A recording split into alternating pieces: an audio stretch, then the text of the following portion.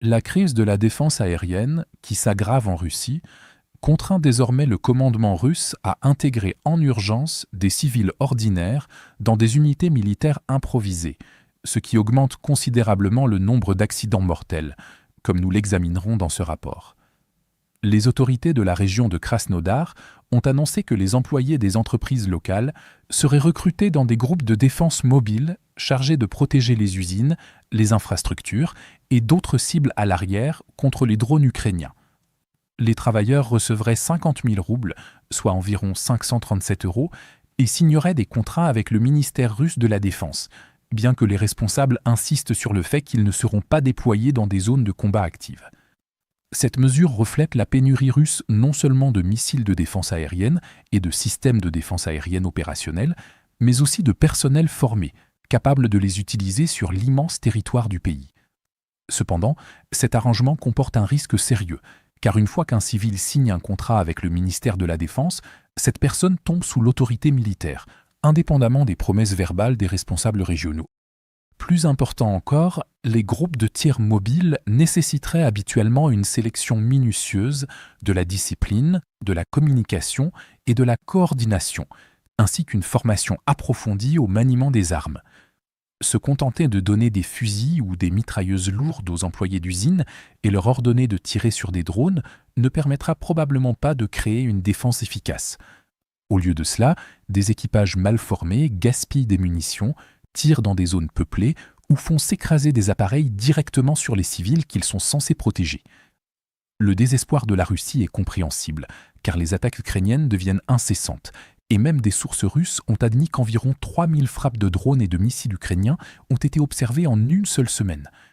La géographie de ces raids s'étend également au-delà de la Crimée, des régions frontalières et de Moscou, vers l'arrière-pays russe profond. Parallèlement, les drones ukrainiens deviennent plus rapides, plus résistants à la guerre électronique russe et de plus en plus difficiles à arrêter, ce qui signifie que des équipes mobiles improvisées, sans pratiquement aucune formation, sont déjà en difficulté face à des menaces qui dépassent leurs capacités. Les conséquences catastrophiques ont été démontrées sur une plage bombée à Djelenjik. Le personnel de la défense aérienne russe a tiré sur un drone ukrainien entrant et l'a abattu, sans se soucier de l'endroit où les débris tomberaient.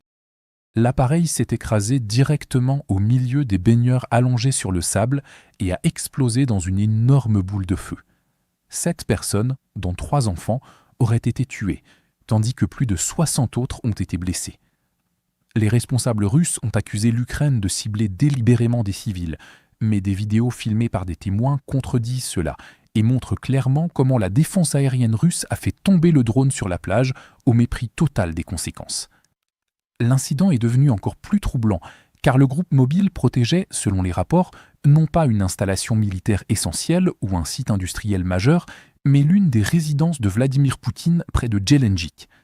Des civils russes sont donc morts parce qu'une équipe mal formée a donné la priorité à la prévention des dommages sur la maison de vacances de Poutine plutôt qu'à l'évaluation du danger pour les centaines de personnes en contrebas. Après les accusations russes, Andriy Kovalenko, chef du Centre ukrainien de lutte contre la désinformation, a déclaré dans un communiqué que c'était Poutine qui avait tué ces Russes et que s'il n'avait pas déclenché la guerre, les frappes sur l'Ukraine, y placé de force du personnel non formé aux commandes d'armes lourdes, ces personnes seraient encore en vie. Des images d'entraînement russe ont démontré à quel point ces formations improvisées peuvent être imprudentes, car lors d'un exercice, un groupe de tir mobile a monté une mitrailleuse lourde sur un camion. L'arme était conçue à l'origine pour l'hélicoptère Mi-24 et n'était pas destinée à une utilisation manuelle au sol. Son recul et son poids ont fait qu'un soldat a été éjecté du véhicule, l'arme tirant de manière incontrôlée dans toutes les directions et transformant presque l'exercice en un nouvel incident mortel pour toutes les personnes impliquées.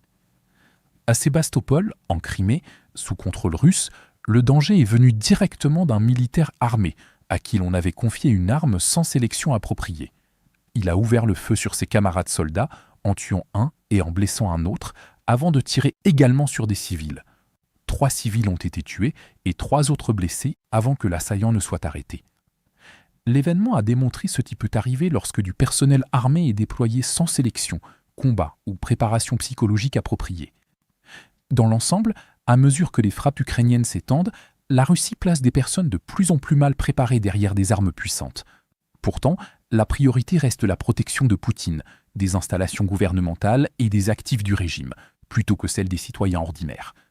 Le résultat est un système de défense aérienne en plein effondrement, dans lequel l'incompétence devient presque aussi dangereuse que les drones ukrainiens eux-mêmes, laissant les Russes payer le prix de la sécurité de Poutine, parfois même de leur vie. Pour regarder les images de combat non censurées que nous avons utilisées dans ce rapport, consultez notre carte d'actualité interactive. Ici, nous ne sommes pas limités par les politiques de YouTube et pouvons enfin vous montrer la version complète et non coupée de ce qui s'est réellement passé. Mais ce qui est encore plus important, cette carte vous donnera accès à toutes nos analyses d'événements significatifs, qui vont bien au-delà de ce que nous pouvons inclure dans nos courtes vidéos quotidiennes. Enfin, nous lançons officiellement la deuxième génération de notre carte interactive. Ce que vous voyez sur votre écran en ce moment est une version considérablement améliorée et bien plus puissante de la carte, dotée de fonctionnalités encore plus avancées et d'outils d'analyse d'actualité. Pour célébrer le lancement de la nouvelle carte, nous lançons également une promotion de 50% sur tous les plans d'abonnement. À partir de seulement 4,99 $, vous obtiendrez non seulement un accès premium à la carte, mais vous débloquerez également toutes nos mises à jour stratégiques exclusives, nos aperçus du front et nos vidéos de géopolitique stratégique.